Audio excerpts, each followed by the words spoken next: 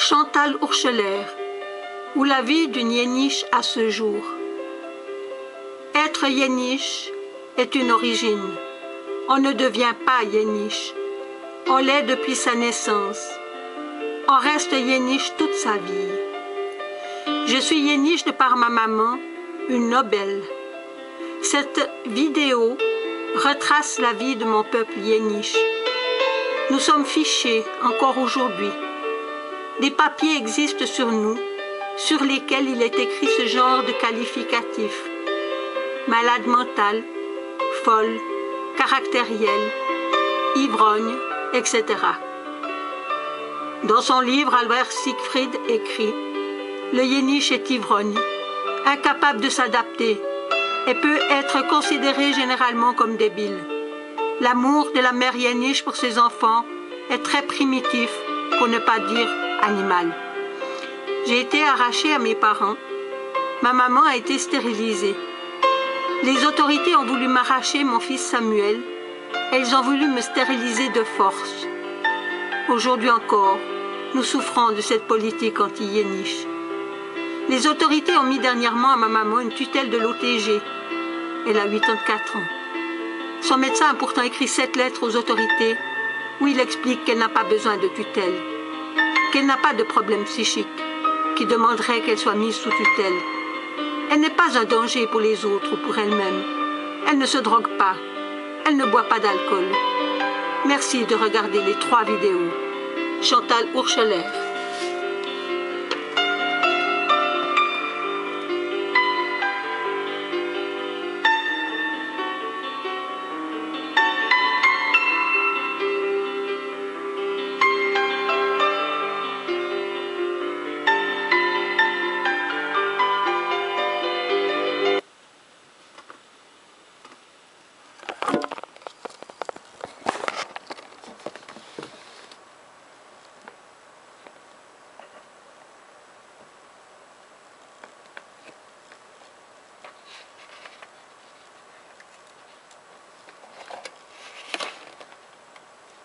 «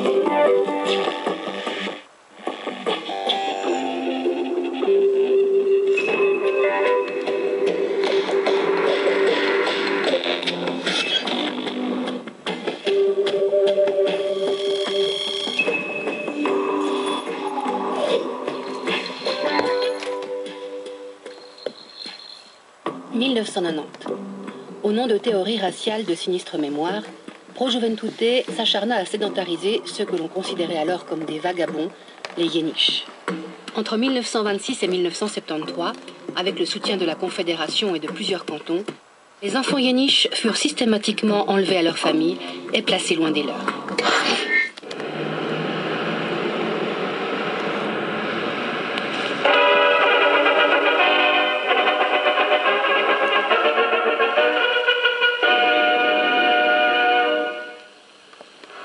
La jeunesse, avenir de notre pays.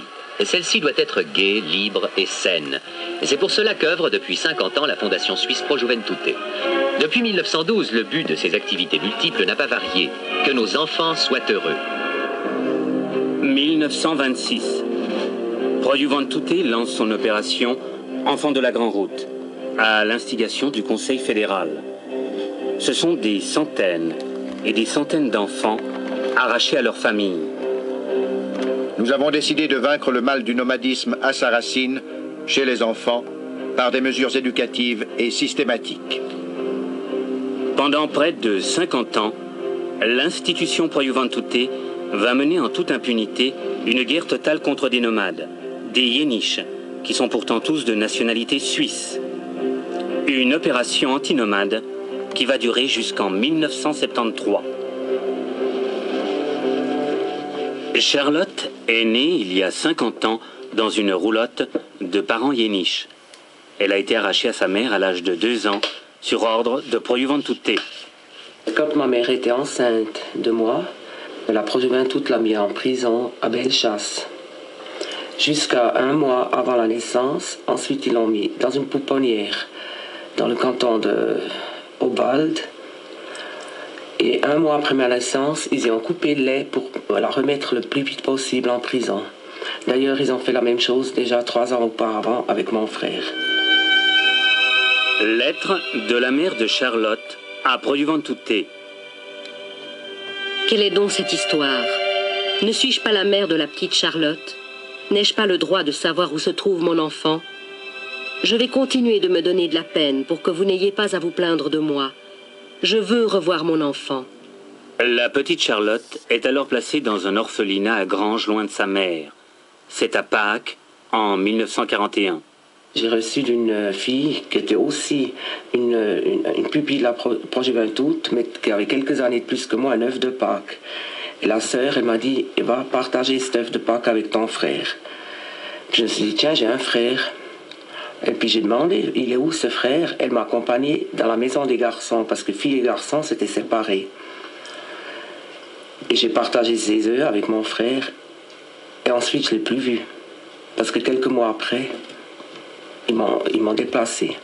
Vous voulez dire que pendant plusieurs années, vous étiez dans cet orphelinat sans savoir que votre frère était là? Oui. Il avait été placé par qui, votre frère? Aussi par la Pro-Juventud. La même chose.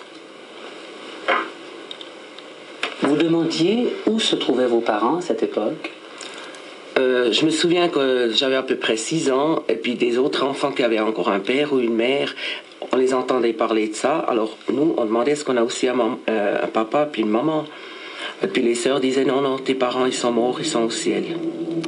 Charlotte ne reverra plus sa mère. À 8 ans, elle est mise dans une maison de correction à Saint-Gall. On était tenus très très sévèrement. Il y avait une fille qui me dit, viens une fois au grenier, je te montre quelque chose. Et il y avait un tableau de Hitler, peint à la main en couleur. Elle me dit, mets-toi comme ça, mets-toi à droite, à gauche. Tu verras, ce type-là, il te regarde tout le temps, puis c'était vraiment comme ça.